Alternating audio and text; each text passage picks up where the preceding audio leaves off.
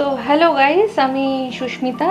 সবাইকে ওয়েলকাম জানাচ্ছি শাশুড়ি বৌমা কুকিং চ্যানেলে। আশা করি তোমরা সবাই ভালো আছো, আমরাও ভালো আছি। বেশ মজায় আনন্দ রান্না করে চলছি।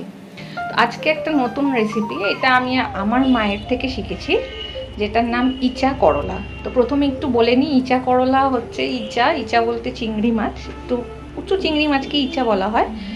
আর হচ্ছে করলা, একটা ডিফারেন্ট কম্বিনেশন, বাট আশা করি ভালো লাগবে। কিভাবে বানাচ্ছি প্রসেসটা খুবই ইজিভাবে বানিয়ে নেওয়া যায়, এই খুব মিনিমাম রিকোয়ারমেন্ট। চলো আগে দেখিয়ে নিই যে কী কী ইচা করলা বানানোর জন্য আমাদের দরকার হচ্ছে। Let's start. এর জন্য আমাদের লাগছে করলা, পেঁয়াজ কুচি। এখানে একটা কথা বলে রাখি, করলাটা যতটা থাকছে তার চেয়ে একটু বেশি পেঁয়াজ কুচি নিতে হবে, টেস্ট একটু ভালো আসে। কাঁচা লঙ্কা কুচি, এটা স্বাদ অনুযায়ী ঝাল অনুযায়ী যে কেউ কম বেশি করতে পারো। লাগছে চিংড়ি মাছ, এখানে যেটা একদম হিরো পার্ট যেটাকে বলা যেতে পারে করলার সাথে। এখানে আমি চিংড়ি মাছে আগে থেকেই নুন হলুদ মাখিয়ে রেখেছি। লাগছে নুন, থাকছে হলুদ গুঁড়ো, কাশ্মীরি লঙ্কার গুঁড়ো। আমি কাশ্মীরি লঙ্কার গুঁড়ো নিচ্ছি, যারা এমনি লঙ্কার গুঁড়ো প্রেফার করো তারা এমনিও নিতে পারো, আমরা যেহেতু কাশ্মীরিটাই খাই। আর লাগবে সর্ষের তেল, খুবই মিনিমাম জিনিস, খুবই তাড়াতাড়িও হয়ে যায়। একবার অবশ্যই ট্রাই করে দেখো বাড়িতে, গরম ভাতের সাথে তো দারুণ জমে যাওয়ার মতন। গরমের দিনে উচ্ছে করলা তো রোজকার ব্যাপার। তো লেটস স্টার্ট, চলো দেখা যাক।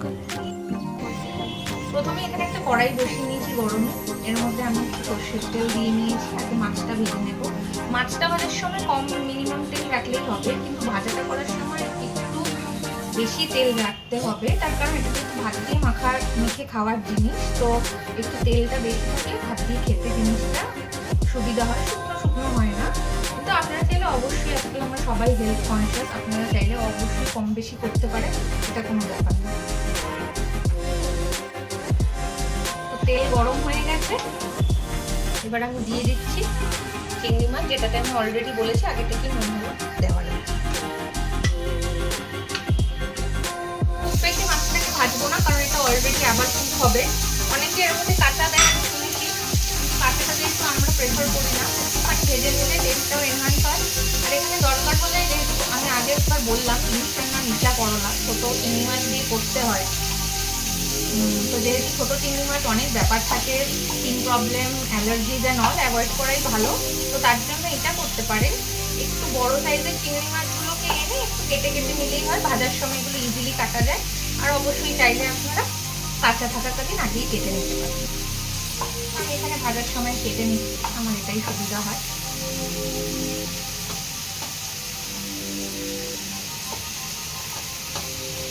খুব হালকাই ভাজবো, একদম ভেজে কড়াটা এখন করে ফেলবো না।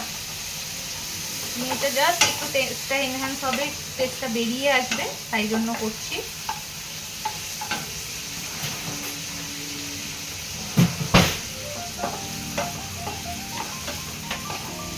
কম বেশি গ্যাসটা একটু হালকা করে বাড়িয়ে কমিয়ে নিতে হবে। মানে সবাই একটা জিনিস, একটা ছোট্ট সাজেশন, গ্যাসটা একটু প্রথম কমিয়ে তারপরে একটু বাড়িয়ে সিমে মাঝে করে গ্যাসটা সবসময় করা উচিত। কারণ খুব হাই ফ্লেমে রান্না করলে রান্নাটা পুড়ে যায়, ভেতরটা কুক হয় না। আমি আগে এই ভুলটা করতাম, এখন আমি আস্তে আস্তে মানে আমার মা প্লাস শাশুড়ি মা সাথে এগুলো শিখেছি। রান্নাটা একটা আর্ট, একদিন কেউ শিখতে পারে না, করতে করতে সবাই শিখে যায়, সবাই পারে।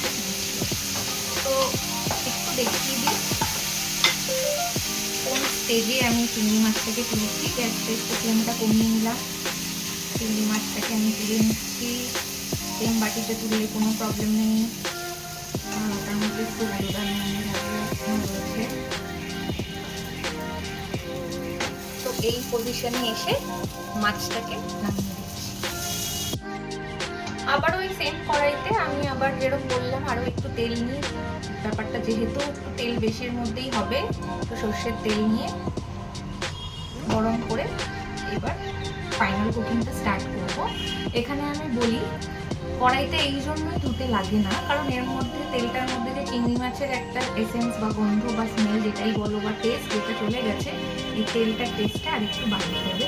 তো এইটা তেলটা চেঞ্জ করার কোনো ব্যাপার নেই। কম তেলে মাছটা ভেজে ওর মধ্যে তেল মেশানো যেতে পারে, আর আপনারা চাইলে বেশি তেলেও মাছ ভাজতে পারেন, ওর মধ্যেই কুকিংটা কন্টিনিউ করতে পারেন। আমি যেহেতু তেলটা কমের মধ্যে মাছটা ভেজেছিলাম, তাই জন্য আমি আরেকটু তেল অ্যাড করলাম। এবার রান্না স্টার্ট। তেলটা এখন অলমোস্ট গরম। আমি একটু গ্যাসটাকে কমিয়ে নিয়ে সবার আগে দিয়ে দিচ্ছি কুচনো পেঁয়াজ।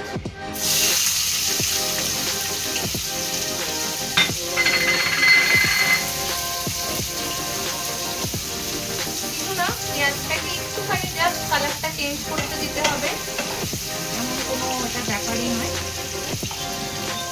পেঁয়াজ ছোট ছোট করে কুচানোর কোনো ব্যাপার নেই, এটা পাতলা পাতলা করে কেটে নিলেই হবে, কারণ করলাটা ওরমভাবেই কাটা থাকে, দুটো ব্যালেন্স দেখতেও লাগে, টেস্টে কোনো চেঞ্জ হয় না, একটা দেখার ব্যালেন্সের ব্যাপার আছে, তো তাই জন্য বললাম।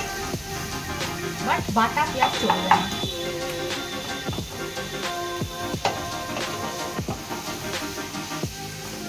গ্যাসটা বাড়িয়ে নিচ্ছি এবার। আমি যেরকম দেখছিলাম পেঁয়াজটা আমাদের অলমোস্ট একটু পিঙ্কিশ কালারটা চেঞ্জ হয়েছে, জাস্ট এর মধ্যে কিছু এক্ষুনি দিতে হবে না, নুন টুন কোনো কিছুই। এর মধ্যে ডিরেক্ট এবার আমি দিয়ে দেব করলাগুলো, যেটা আমি এরকমভাবে কেটে রেখেছিলাম।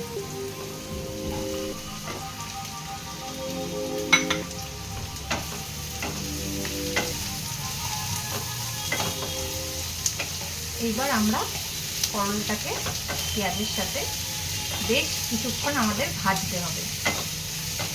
চিংড়ি মাছটা যেহেতু প্রথমে একটু ভেজে নিয়েছিলাম, তার মানে বেশ কিছুটা অ্যাটলিস্ট 40% ওটা কুক রয়েছে, তো সেটা আমরা অনেক পরের দিকে দেব। এখন আমাদের যেটা হবে সেটা হলো আমরা পেঁয়াজ আর করলাটাকে ভালো করে, যতক্ষণ ওটার কাঁচা ব্যাপারটা না চলে যায়। এবার এটাও মেনটেন করতে হবে, একটু গ্যাসটাকে কমিয়ে নিচ্ছি, এটা মেনটেন করতে হবে যেন জিনিসটা পুরে ফুল কুক না হয়ে যায়, কারণ চিংড়ি মাছ দিয়ে এটাকে কিন্তু আরেকটু নাড়াচাড়া আমাদের করে কিছুক্ষণ রাখতে হবে।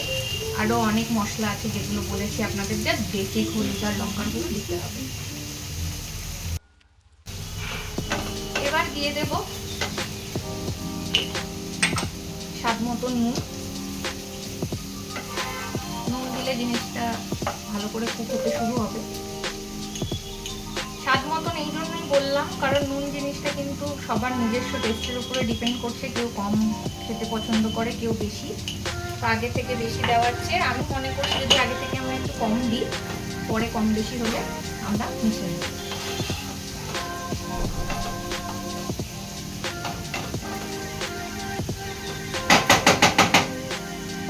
এবার এই পজিশনে এসে কিছুক্ষণের জন্য একটু গ্যাসটাকে মিডিয়াম রেখে একটু ঢেকে দেবে, হার্ডলি 2 to 3 মিনিট এটাকে একটু ঢেকে কুক করবো, তারপরে সরিয়ে দেবো। 2 to 3 মিনিট পর এটা ভেজে এরকম এসেছে একটা। এইবার এই মুহূর্তে আমরা কাঁচা লঙ্কাটা এর মধ্যে মিশিয়ে দেবো। কাঁচা লঙ্কা মিশিয়ে একটু নাড়াচাড়া করে গ্যাসটার ফ্লেমটা মিডিয়াম করে এর মধ্যে এবার বেসিক মশলাগুলো প্রথমে দিয়ে দিচ্ছি হলুদ গুঁড়ো,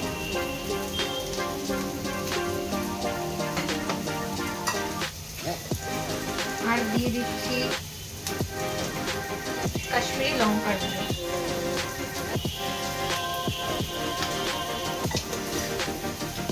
দুটোকে দিয়ে এবার আরেকবার ভালো করে নাড়াচাড়া করি।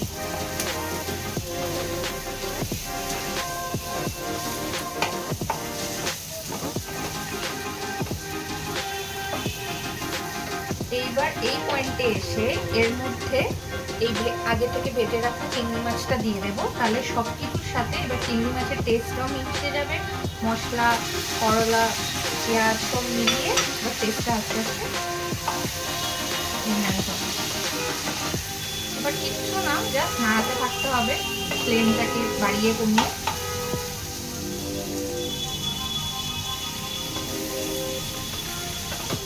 এটা খুব বেশি জিনিস লাগে না রান্না করতে, না বেশি টাইম লাগে। সবাই একবার হলেও এটাকে বাড়িতে ট্রাই করে দেখবেন, আশা করি সবার ভালো লাগবে। গরমকাল মানে করলা হচ্ছে, ঝিঙে, পটল তো আছেই, রোজ রোজ ওগুলো ভাজা খাওয়ার থেকে একটু ডিফারেন্ট। একটা লাভলি গন্ধ বেরিয়ে গেছে, মিলেই খেতে ইচ্ছা করছে। গরম ভাতে তো দারুণ। যাদের বাড়িতে বাচ্চারা আছে, যারা চিংড়ি মাছ পছন্দ করে কিন্তু তারা আবার করলা খেতে পছন্দ করে না, কোয়াইট ন্যাচারাল তেতো জিনিস। যাই হোক, যারা এরকম আছে সেই বাড়িতে আমি বলবো একবার অবশ্যই ট্রাই করে দেখবেন। অ্যাটলিস্ট চিংড়ি মাছের লোভেই তারা এটা ট্রাই করবে, আর আমি জানি এটা তারপরে তারা খেতে পছন্দ করবে।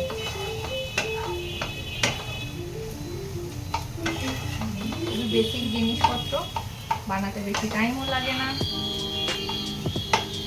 হেলদি প্লাস একটু চিটিং। হেলদি কারণ করলা, চিটিং কারণ চিংড়ি মাছ। দেখুন এখন সব কিছু বেশ একসাথে মিক্স আপ হয়ে নরম হয়ে সব হয়ে গেছে অলমোস্ট একটা সুন্দর করে প্লেটিং।